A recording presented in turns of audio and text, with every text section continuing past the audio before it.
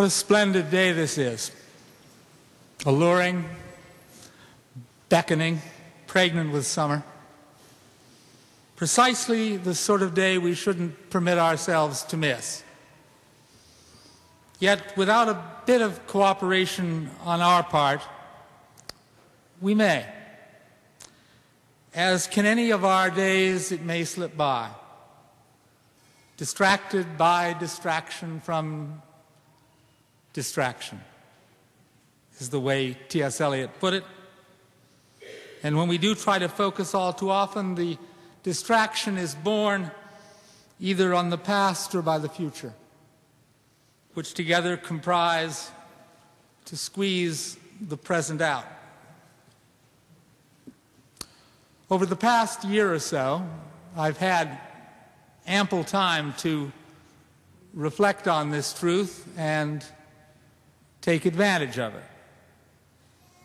When the experimental treatment I began receiving a year ago, February, worked the magic of its poison far longer than I had any right or reason to expect it would, I found myself daily in the lap of the present. Time stopped. In part, this happened, I suppose, because I had prepared my soul. It's well to take care of as much unfinished business as possible before the boom falls, time often being short when it does. Having made peace with life, I could make peace with death. This freed me from the shadow of past regret.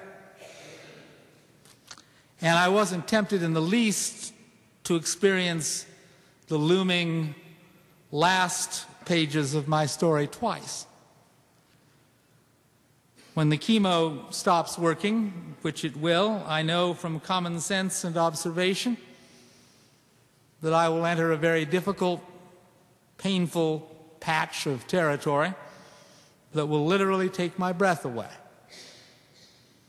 I will fall under the tyranny of pain, flee from the present at a dead run by the expedient of painkillers, be despondent or disoriented to the extent that I am conscious, and even then be almost wholly self-conscious, self-absorbed.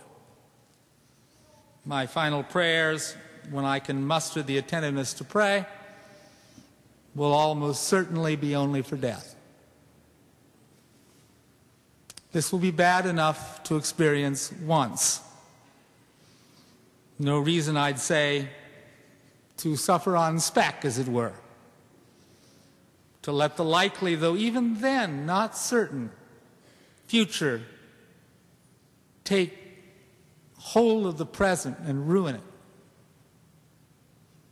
After all, I may die of a heart attack in my sleep.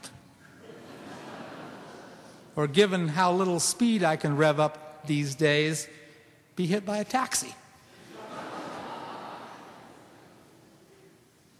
Well, some 2 months ago, as some of you know, the poison stopped working.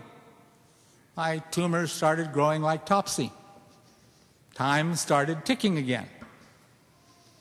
On receiving this news, I didn't abandon the present, but it took effort to remain planted there. I was tempted to peek over my shoulder and see death gaining on me. This, by the way, is ultimately a race that we can't win. Then, once again, beyond every expectation, the second poison took its purchase on my tumors. 2 weeks ago, they took a CAT scan, and behold, the tumors are shrinking to beat the band, about half the size they were. So,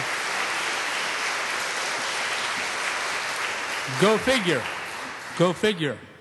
I'm now beginning to worry that I'm overstaying my welcome. Yes, the side effects are worse from this new chemo. I'm confined to bed more of the time, but being indolent by nature and enjoying nothing more than reading, writing, and listening to music, bed works for me. I can't hear the clock. I unwrap the present like the gift it is, unclouded by regrets, any further ambition or fear, all of which would invade from the past and future to preoccupy the present. I am as free once again today as I've ever been. Consciousness and self-consciousness are opposites, by the way. We are self-conscious when we are self-absorbed. There's no room in that state for the present, only for our shopping list of fears and grievances, inadequacies, wants, desires, unfulfilled dreams. Consciousness grows in direct proportion to the retreat of self-consciousness. When conscious, we become a part of everything we experience, not apart from it. We are absorbed not in ourselves, but in others and our work and our pleasures, the objects of our attention. That insight is what underlies my mantra: want what you have, do what you can, be who you are. The present is not just a dimension of time. It's also a gift. This very moment is the only moment that we are surely given to redeem. For the past is over and the future remains uncertain.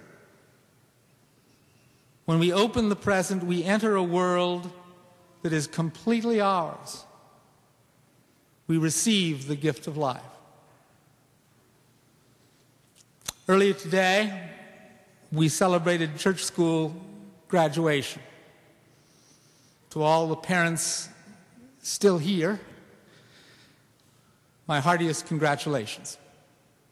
Those who stay the course with our church school, and goodness knows there exist so many competing claims on our children's time, receive something here that they will get nowhere else: the grounding for a strong, independent, spiritual life, and the experience of religious community, where each of us is valued for who we are, not what we have or what we do. If you're a parent, surely you have discovered that one way to open the present is to read to your children. As with every pastime that connects our hearts, it will make them stronger. Pay attention to your child's favorite book, or remember your own favorites when you were a child. They may be quite scary. They may even have death or the threat of dying in it. One of those essential subjects we dare front openly only in places like this one. We begin dealing with our fears when we are very young by experimenting with them in safe ways. Reading a fairy tale is a perfect way to be scared and safe at the same time. When I was a boy, my favorite books dealt not so much with death directly, but certainly with fear, in ways that helped counter the fear of death.